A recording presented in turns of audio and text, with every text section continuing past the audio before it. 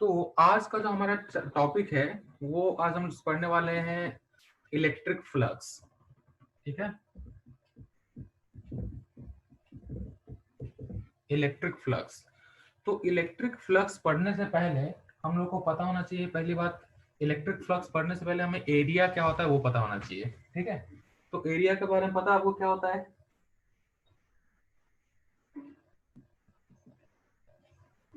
Area बताओ, area क्या होता है? हम्म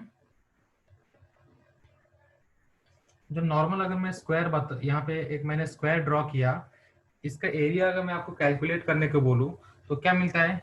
एरिया इक्वल्स टू जो भी उसका डायमेंशन है। ठीक है, इसके दो डायमेंशन है, एक एक्स एक्सिस में है और दूसरा वाई एक्सिस में है। ओके, एक एक्स एक्सिस है, दूसरा वाई एक्सिस है।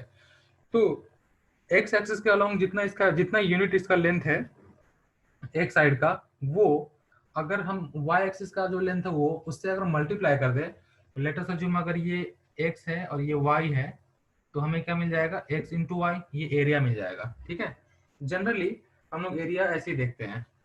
तो हमें क्या अभी पढ़ना है, मुझे एक जस्ट क्वेश्चन है, मेरा क्वेश्चन है, एरिया स्केलर क्वांटिटी होता है या वेक्टर क्वांटिटी होता है? अनम्यूट करके बता सकते हो, एरिया स्केलर क्वांटिटी है या फिर वेक्टर क्वांटिटी है?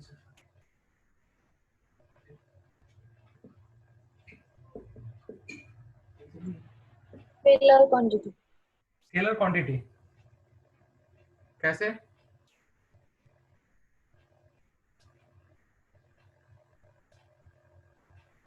या बोलो, एरिया स्केलर है क्या वेक्टर है? सर सर्कल के एरिया में हम उसका डायरेक्शन तो नहीं बता सकते। ओके ओके, चलेगा चलेगा, बताता हूं मैं। ओके, तो जैसे मैंने यहाँ पे एक स्क्वायर बनाया था, ये एक्स एक्सिस था, ये वाई एक्सिस था। ठीक है, तो मैं बताऊं, एरिया एक वेक्टर क्वांटिटी है। पहली बात तो एरिया क्या है? एक वेक्टर ओके। क्वांटिटी। कैसे? अभी देखो, इसका अगर ये साइड ए है, इसका साइड ये साइड बी है, तो A area equals to A cross B into A cross B into क्या होता है उसका? Sine theta. हम कभी भी ए क्रॉस बी अगर ओके, ए क्रॉस बी ऐसे अगर हम मैंने लिखा, इसका एरिया वैल्यू क्या है? तो A vector cross B vector. Okay, area equals to A cross B. और ए क्रॉस बी को अगर मैं सिंप्लीफाई करूं तो क्या हो जाता है? क्रॉस प्रोडक्ट आप लोगों ने पढ़ा होगा कभी, तो A B sine theta into n vector, n cap. N cap क्या होता है? तो उसका डायरेक्शन होता है। तो मैं बताऊं आपको, अगर कि ए से लेकर के बी तक आपने राइट हैंड थंब रूल कभी पढ़ा है क्या? जैसे वेक्टर कहीं पढ़ा होगा आपने, अगर 11th में, 11th के मैथ फिजिक्स में, तो ऐसे वहां पे हम स्क्रू रूल पढ़ते हैं, राइट हैंड थंब रूल पढ़ते हैं, ऐसे इनसाइड हम लोग या फिर आउटवर्ड ऐसे वेक्टर का डायरेक्शन हम लोग निकाल लेते हैं। ठीक है, तो अगर ये जो, अगर मेरे पास ये स्क्वायर है, तो स्क्वायर के लिए या फिर किसी भी सरफेस के लिए एरिया उसका एरिया का जो डायरेक्शन होता है वो क्या होता है? It's always perpendicular.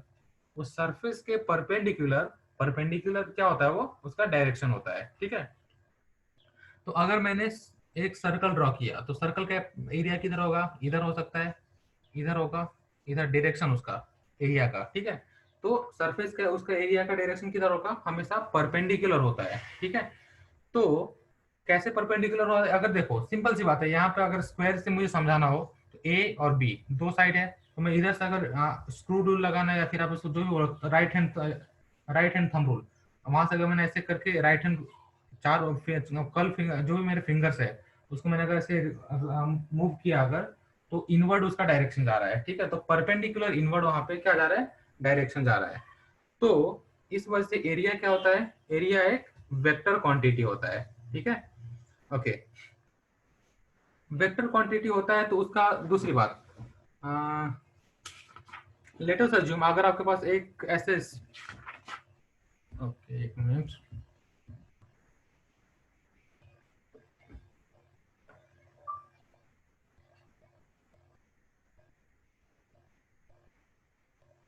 ओके, ये एक यहाँ पे एक मैंने शीट प्रॉपर वे से रखा है यहाँ पे ऐसे, जिसको मैंने कुछ इलेक्ट्रिक फील्ड के अंदर में है। यहाँ पे क्या है? कुछ यूनिफॉर्म इलेक्ट्रिक फील्ड मैंने यहाँ पे लगाए हैं। ठीक है, और उसमें मैंने कोई मेटल शीट अगर डाला है। ठीक है, तो इसका एरिया लेट अस अज्यूम अगर S1 होता है, ओके। वही अगर मैं इसको ऐसा कर दूं थोड़ा सा, अगर ये सेम शीट है लेकिन इसको मैंने क्या किया, थोड़ा सा उसको ऊपर की तरफ उठा दिया है, ठीक है। इसको थोड़ा सा क्या किया, बस मैंने ऊपर की तरफ उठा दिया है। ये देखो पहले नॉर्मल रखा हुआ था ऐसे, बाद में मैंने इसको ऐसे कर दिया, किसी एक थीटा एंगल पे मैंने इसको क्या किया, टिल्ट कर दिया, ओके। तो जैसे मैंने इसको थीटा एंगल पे टिल्ट किया तो दिखने में मुझे इसका एरिया क्या लगेगा, कम लग जाएगा, ठीक है।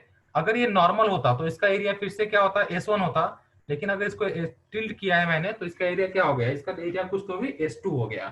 तो एरिया अगर कोई भी अगर सरफेस को अगर आप थोड़ा बहुत टिल्ट करते हो तो उसका एरिया जो आपको दिखना चाहिए, जो आपको सामने से दिखना चाहिए, ऐसे ये देखो और ये देखो, दिखने से थोड़ा बहुत फर्क लगता है, ठीक है। तो हमें दिखने में उसका एरिया क्या लगता है, थोड़ा सा चेंज लगता है, ठीक है, अगर एरिया को कोई भी सरफेस को अगर हमने टिल्ट किया तो, ओके। अब इसके बाद डायरेक्शन तो मैंने बता दिया कि कोई भी एरिया है तो उसका डायरेक्शन क्या होता है, तो नोट कर लो फॉर 2D फिगर्स, ठीक है। फॉर 2D जो भी 2D फिगर्स होंगे, मतलब 2D मतलब क्या, 2 डायमेंशन, 2 डायमेंशन मतलब जिसका लेंथ और ब्रेथ हो बस, ठीक है। For 2D figures perpendicular inward भी ले सकते हो, direction is perpendicular inward and perpendicular outward. तो ये अगर मेरे पास कोई अगर 2 डायमेंशनल कोई फिगर है तो उसमें मैं क्या बोल सकता हूँ, उसका एरिया परपेंडिकुलर इनवर्ड भी हो सकता है और परपेंडिकुलर आउटवर्ड भी हो सकता है। किस केस में, बस 2 डायमेंशन फिगर के केस में। जैसे लेट अस अज्यूम मेरे पास ये एक कोई 2 डायमेंशनल यहाँ पे फिगर है मेरे पास, ओके। इसमें मैं क्या करूंगा, इसका एरिया मुझे फाइंड करना, तो मैं बोल सकता हूँ परपेंडिकुलर आउटवर्ड है ये, और ये परपेंडिकुलर इनवर्ड, ठीक है। तो इसका एरिया जो है वो दोनों साइड इसका डायरेक्शन बता सकता है। लेकिन वही अगर कोई 3D फिगर आ जाता है, मान के चलो ये सर्कल नहीं है, ये एक स्फीयर है अगर, ठीक है, मान के चलो अगर ये स्फीयर है तो कोई भी 3D फिगर अगर है तो उसका एरिया क्या होता है, ओनली आउटवर्ड, परपेंडिकुलर आउटवर्ड उसका एरिया होने वाला है, उसका एरिया इनवर्ड नहीं होगा, ऑलवेज आउटवर्ड ही होने वाला है, ठीक है। तो ये होता है थोड़ा बहुत एरिया का कॉन्सेप्ट। लेकिन हमें क्या पढ़ना है, हमारा आज का टॉपिक है फ्लक्स, ओके, इलेक्ट्रिक फ्लक्स हमारा टॉपिक है। तो अगर ओके, एरिया के बारे में कोई डाउट है? हम्म, नहीं सर। ओके। नो तो सर। अभी हम लोग इलेक्ट्रिक फ्लक्स के बारे में थोड़ा बहुत पढ़ना स्टार्ट करते हैं, इलेक्ट्रिक फ्लक्स क्या होता है। तो मान के चलो अगर, ठीक है, मान के चलो अगर हमें ऐसे इलेक्ट्रिक फील्ड लाइंस हमारे ऐसे जा रहे हैं, ये क्या है, सारी इलेक्ट्रिक फील्ड लाइंस है हमारे। यूनिफॉर्म इलेक्ट्रिक फील्ड में अगर मैंने किसी बॉडी को रखा है, ओके, मान के चलो यूनिफॉर्म इलेक्ट्रिक फील्ड में अगर मैंने यहाँ पे एक बॉडी को ऐसे, ये देखो ये मेरे पास एक क्या है, कोई 2D स्ट्रक्चर है, कोई 2D ऑब्जेक्ट है, इसको मैंने ऐसे यूनिफॉर्म इलेक्ट्रिक फील्ड में रखा है। लेकिन आप देख सकते हो इसको मैंने सीधा नहीं रखा, इसको थोड़े कुछ तो भी एंगल पे रखा है, ठीक है। तो ये एंगल थोड़ा सा बना करके लेटर से अगर इसका, ये देखो ऐसा थोड़ा टेढ़ा है, सीधा मतलब क्या, ऐसा होना चाहिए था, लेकिन ऐसा है क्या, नहीं, वो टेढ़ा है, ओके। तो यहाँ पे ये जो भी कुछ हमने यहाँ पे एक स्ट्रक्चर बनाया है, 2 डायमेंशनल स्ट्रक्चर बनाया है, ठीक है, इसका एरिया किधर जाएगा, परपेंडिकुलर आउटवर्ड, ठीक है, इससे परपेंडिकुलर जाएगा। इलेक्ट्रिक फील्ड का डायरेक्शन किधर है, इलेक्ट्रिक फील्ड का डायरेक्शन ये है, ये इलेक्ट्रिक फील्ड हो गया, और वो क्या हो गया ऊपर, परपेंडिकुलर आउटवर्ड एरिया का डायरेक्शन हो गया, ठीक है, ओके। तो ये देखो इलेक्ट्रिक फील्ड जो इलेक्ट्रिक फ्लक्स होता है ये क्या होता है, मैं पहले बता देता हूं। Electric flux is number of, क्या, नंबर ऑफ फील्ड लाइंस, ठीक है। क्या होता है ये नंबर ऑफ फील्ड लाइंस होते हैं which are passing, number of field lines passing perpendicular, ठीक है, ऐसे नंबर ऑफ फील्ड लाइंस, ऐसे फील्ड लाइंस जो कि परपेंडिकुलर पास हो रहे हैं टू द, टू किससे, to the surface area. Okay, to the surface area. इसका अगर मैं सिंपल एक्सप्लेनेशन बताऊं, एकदम सिंपल एक्सप्लेनेशन एक्सप्लेनेशन तो ये मेरे पास एक सरफेस एरिया है, इसमें से जितने भी फील्ड लाइंस पास होने वाले हैं वो क्या होते हैं, इलेक्ट्रिक फ्लक्स होते हैं। तो इट्स क्या होता है ये, it's number of field lines passing through a surface area. ठीक है, अब वो हमें कैलकुलेट करना है कि किसी भी सरफेस एरिया पे कितना फील्ड लाइंस जाता है। ठीक है, किसी भी सरफेस एरिया को कितना फील्ड लाइंस क्रॉस करता है वो हमें आगे कैलकुलेट करना है। ठीक है, ओके। तो जो भी फील्ड लाइंस होंगे, एक मिनट, ये जो भी मैं डेफिनेशन वगैरह लिख रहा हूँ वो सब नोट करते चलो। ओके, तो जो भी कोई फील्ड लाइंस जा रहा है वो किसके ऊपर डिपेंड करेगा। पहली बात, अगर इंटेंसिटी, इलेक्ट्रिक फील्ड इंटेंसिटी अगर ज्यादा है, ई अगर ज्यादा है तो ज्यादा लाइंस जाएंगे, ई अगर कम है तो कम लाइंस जाएंगे। ठीक है, तो वो जो इलेक्ट्रिक फ्लक्स है इसको हम लोग किसे डिनोट करते हैं, इसे हम लोग फाई से डिनोट करते हैं। ठीक है, तो phi is directly proportional to electric field. ठीक है, जितना ज्यादा इलेक्ट्रिक फील्ड होगा उतना ज्यादा number of electric field lines होंगे। तो जितना ज्यादा फील्ड उतना ज्यादा इलेक्ट्रिक फील्ड लाइंस। ओके, चलो ठीक है। इसके बाद जितना, ये तो हमने देख लिया, और जितना ज्यादा एरिया होगा, एरिया मान के चलो ये इतना एरिया था तो उसमें से 3 लाइन पास किया। अगर मैं इसको छोटा सा एरिया, उससे छोटा एरिया लेता हूँ तो यहाँ पे 2 ही लाइन पास हो रहा है। अगर और छोटा एरिया ले रहा हूँ तो वहां से 1 ही लाइन पास होगा। तो जितना ज्यादा एरिया होगा उतना ज्यादा फील्ड लाइंस पास होंगे, जितना कम एरिया होगा उतना कम इलेक्ट्रिक फील्ड लाइंस पास होंगे। ठीक है, तो phi is directly proportional to, मैं और क्या बोल सकता हूँ, अगर एरिया को मैं एस से डिनोट करता हूं, ठीक है, तो phi is directly proportional to S बोल दूंगा यहाँ पे। ओके, तो फाई किससे किससे प्रोपोर्शनल है, एक तो ई से प्रोपोर्शनल है, दूसरा एस से प्रोपोर्शनल है। तो यही देख करके एक फॉर्मूला निकाला। ठीक है, यहाँ से फाई का फॉर्मूला आ जाता है ई, अगर मैंने वहां पे एस दिया है तो एस रखो, या फिर एरिया, ए फॉर एरिया होता है तो ए यहाँ पे डाल दो, ई ए कॉस थीटा। ओके, ई ए कॉस थीटा। अब कॉस थीटा क्यों आया, ये देखो, जैसे यहाँ पे मैंने एक डायग्राम ड्रॉ किया, आप देख सकते हो यहाँ पे क्या है, कोई मेटल ऑब्जेक्ट है, कोई 2 डायमेंशनल कोई ऑब्जेक्ट मैंने रखा है। ठीक है, ये यहाँ पे थीटा एंगल बना रहा है किसके साथ, ई के साथ। ये जो एंगल आपका जो एस है, ये आपका एरिया वेक्टर है, वो किधर जा रहा है, ये थोड़ा सा टिल्टेड था, इस वजह से वो थीटा एंगल अगर बना रहा है। ओके, तो थीटा एंगल बना रहा है तो उसका देखो नियरेस्ट कंपोनेंट क्या होता है, कॉस थीटा। तो यहाँ पे ये cos थीटा आ गया, मतलब ई का अगर नियरेस्ट कंपोनेंट देखूं मैं तो इधर इधर अगर आता है, इसको ऐसे, ये देखो ये परपेंडिकुलर है, तो इससे अगर ये परपेंडिकुलर है, ठीक है, ये परपेंडिकुलर, तो ये इसका नियरेस्ट कंपोनेंट ये, तो ई ए, तो ई cos थीटा आ जाता है ये। और ये एस है तो एस या फिर ए बोल दो, तो ए ई cos थीटा। तो फाई का वैल्यू क्या आया, phi equals to E A cos theta. Phi क्या होता है, phi is the total number of field lines passing perpendicular to the surface area। तो जो भी ये सरफेस एरिया है, ये देखो, ये यहाँ पे पहले टिल्टेड था। ओके, तो मैं टिल्टेड था तो यहाँ पे डेफिनेशन में क्या बोला है, परपेंडिकुलर टू द सरफेस। तो मैंने क्या किया दोस्तों, ई का एक कंपोनेंट ले लिया। ठीक है, ई का एक कंपोनेंट ले लिया जो कि इसके परपेंडिकुलर हो जाता है। मतलब सरफेस के परपेंडिकुलर मतलब क्या, कि एरिया का जो डायरेक्शन है ना, उसी डायरेक्शन में, सेम डायरेक्शन में मैंने उसका एक कंपोनेंट ले लिया, तो ई cos थीटा हो गया। और ए तो उस डायरेक्शन में था ही, तो ई ए cos थीटा क्या हो गया, ये आपका फ्लक्स का फॉर्मूला होता है। फ्लक्स क्या होता है, तो flux is total number of field lines passing perpendicular to the surface area. जो भी सरफेस एरिया है उधर से टोटल जितना ज्यादा फील्ड लाइन पास होगा उतना उसका क्या होगा, उतना उसका फ्लक्स होने वाला है। ठीक है, तो ये था बेसिक आइडिया फ्लक्स का। फ्लक्स में कोई प्रॉब्लम है किसी को, बताओ, इस यस टॉपिक सर। में कोई प्रॉब्लम। No sir. ओके, अगर प्रॉब्लम नहीं है तो फिर मैं छोटा सा एक दो क्वेश्चन देता हूँ, करके बताओ मुझे।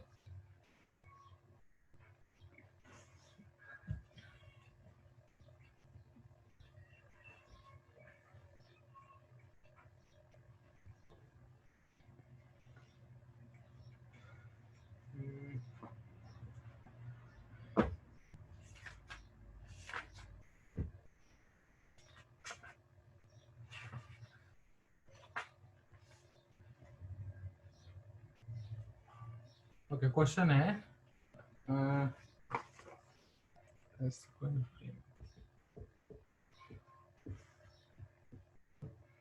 a square frame of edge 10 centimeter is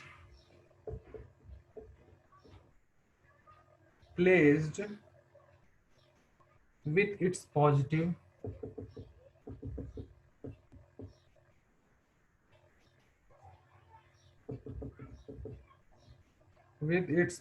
normal. Okay, ये जो क्वेश्चन मैं दे रहा हूँ एचसी वर्मा का क्वेश्चन है आपका, ठीक है। एचसी वर्मा में क्वेश्चन दिया हुआ है। तो a square frame of edge 10 centimetre is placed with its positive normal making an angle of 60 degree. Okay, इसका जो प्लेन है वो कितना एंगल बना रहा है, 60 डिग्री, लेकिन किससे, विथ किससे, with a uniform electric field, with a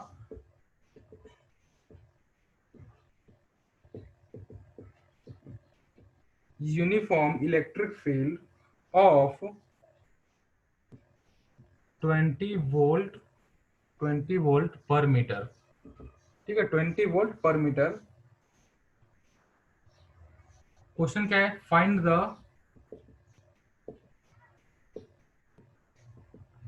the flux. Okay, flux आपको यहां से फाइंड करना है। तो मैंने जो भी फॉर्मूला बताया अभी उसी फॉर्मूले से इसको सॉल्व करना है। ओके, या सॉल्व करके बताओ, फाइंड द फ्लक्स जो भी आपका जो क्या है, स्क्वायर है, तो स्क्वायर के थ्रू कितना फ्लक्स जाएगा वो कैलकुलेट करना है, बताओ।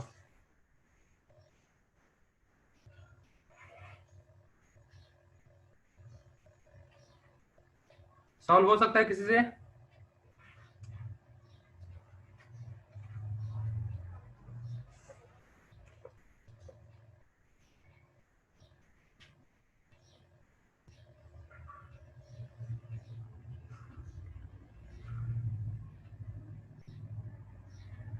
मान के चलो, अगर ये आपका, ओके, स्क्वायर ऐसा नहीं होता, स्क्वायर में नॉर्मल अच्छा वाला बना देता हूँ। ये आपका स्क्वायर है, ये नॉर्मल है। ओके, हाँ, उसने क्या बोला यहाँ पे,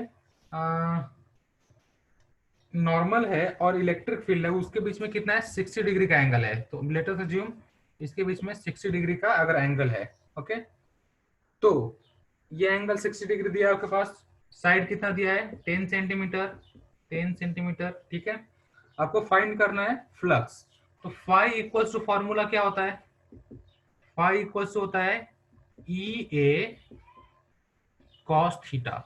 ओके, ई ए कॉस थीटा, और थीटा क्या होता है, तो theta is the angle between normal and electric field. Normal मतलब क्या, नॉर्मल मतलब ये देखो, हमने क्या बोला था स्टार्टिंग में, जब मैंने एरिया के बारे में आपको बताया था, तो एरिया पे मैंने क्या बोला था कि एरिया जो भी कुछ होगा आपका, वो क्या होगा, perpendicular to the surface. Perpendicular जो वर्ड है, ये परपेंडिकुलर, इसका मतलब क्या होता है, इसको हम लोग दूसरा वर्ड यूज करते हैं, नॉर्मल, ठीक है। दूसरा वर्ड इसके लिए हम क्या यूज करते हैं, नॉर्मल।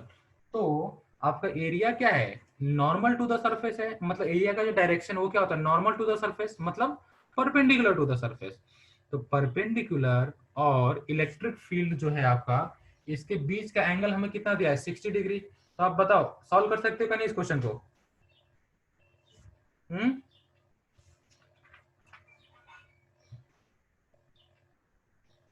ओके, चलो मैं इसमें वैल्यू पुट करके सॉल्व करके बताता हूँ। ई का वैल्यू कितना दिया है, आई थिंक 20 वोल्ट पर मीटर। ओके, 20 इंटू एरिया कितना है, एरिया क्या होता है स्क्वायर का, 20।